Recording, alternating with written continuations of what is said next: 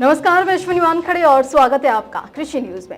और आज एफटीबी ऑर्गेनिक के क्विज कंपटीशन में आपके लिए सवाल है कि राष्ट्रीय कृषि और ग्रामीण विकास बैंक एक डैश है और आपके ऑप्शन है नंबर 1 विकास, नंबर 2 व्यवसायिक बैंक, नंबर 3 लघु उद्योग और नंबर 4 प्रवेशी संस्था।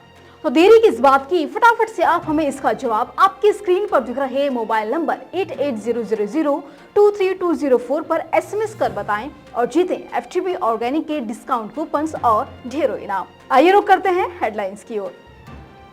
हर घर अभियान के तहत कृषि जागरण ने पूरे स्टाफ के साथ फहराया तिरंगा। बुलंदशहर जिले में बागवानी खेती से 16 गांवों को मॉडल बनाएगा यूपी का उद्यान विभाग। टमाटर का रिकॉर्ड उत्पादन बना किसानों की मुसीबत, 6 रुपए की लागत और 3 रुपए का भाव अब कचरे में फेंक रहे फसल। किसानों के लिए बड़ी खबर, 8 अगस्त से होगी मूंग और उड़द की सरकारी खरीद, बिक्री की तय हुई लिमिट। योगी सरकार चला रही जबरदस्त प्लान, गन्ना नहीं अब ड्रैगन फ्रूट की खेती के लिए भी जाना जाएगा मेरठ। प्राकृतिक खेती के लिए बड़ा फैसला, देसी गाय पालने के लिए 26,000 लोगों को मिलेगा पैसा। अब विस्तार से खबरों की ओर रुख करते हैं।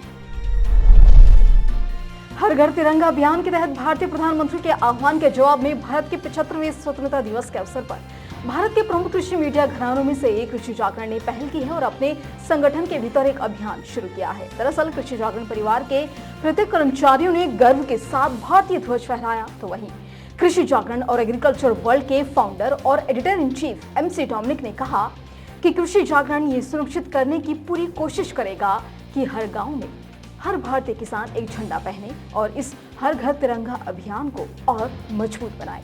हमारा उद्देश्य हमेशा से किसानों को आवाज देने की दिशा में काम करना है और हम सुनिश्चित कर रहे हैं कि देश भर के हमारे सभी कर्मचारी इस उत्सव में शामिल हो जाएं और इस जश्न का आनंद लें।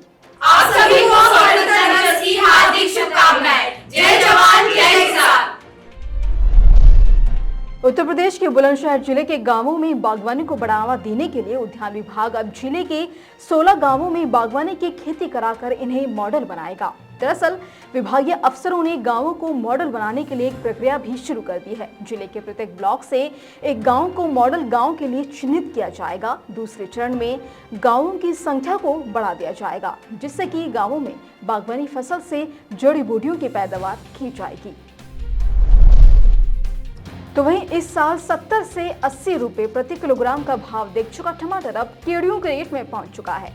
लागत के मुकाबले आधी आमदनी देख किसान गुस्से से लाल हैं और अपनी फसल कचरे में फेंक रहे हैं। दरअसल अनुकूल मौसम से इस बार आंध्र प्रदेश के किसानों ने टमाटर का बम्पर उत्पादन किया। इससे कीमतों में अचानक बड़ी गिरावट आई और मई तक 30 रुपए प्रति किलोग्राम तक बिकने वाला टमाटर अभी मंडी में खुदरा 12 रुपए प्रति किलोग्राम पर बिक रहा है। हालांकि बिचौलिया किसानों को सिर्फ 3 रुपए प्रति किलोग्राम का ऑफर दे रहे हैं और इससे उन्हें बड़ा नुकसान हो रहा है। मजबूरन टमाटर फेंकने पड़ रहे हैं। किसानों के लंबे इंतजार के बाद आखिरकार मध्य प्रदेश सरकार ने मूंग और उड़द की सरकारी खरीद के लिए तारीख का ऐलान कर दिया है। मुख्यमंत्री शिवराज सिंह चौहान ने कहा है कि भारत सरकार की प्राइस सपोर्ट स्कीम के तहत समर्थन मूल्य पर ग्रीष्मकालीन मूंग और उड़द की खरीद 8 अगस्त से शुरू होगी। किसान मंडियों में 30 सितंबर तक बिक्री कर सकते हैं। उन्होंने कहा कि खरीद में भ्रष्टाचार की संभावना न हो, इसके लिए सभी व्यवस्थाएं सुनिश्चित की जाएं। चौहान ने ग्रीष्मकालीन मूंग और उड़द उपार्जन की समीक्षा बैठक के बाद अधिकारियों को इसके निर्देश भी दिए हैं।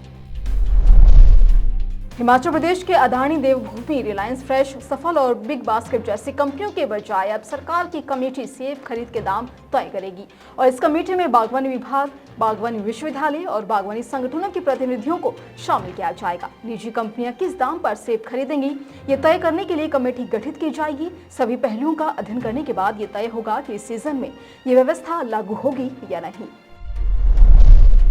तो वहीं उत्तर प्रदेश की योगी सरकार ने पश्चिम यूपी को लेकर एक नया और बड़ा प्लान तैयार किया है, जिसके मुताबिक अब पश्चिमी यूपी का मेरठ गन्ने के बाद ड्रैगन फ्रूट की खेती के लिए भी जाना जाएगा। मेरठ के लिए योगी सरकार ने औद्योगिक मिशन की एक नई पहल की है।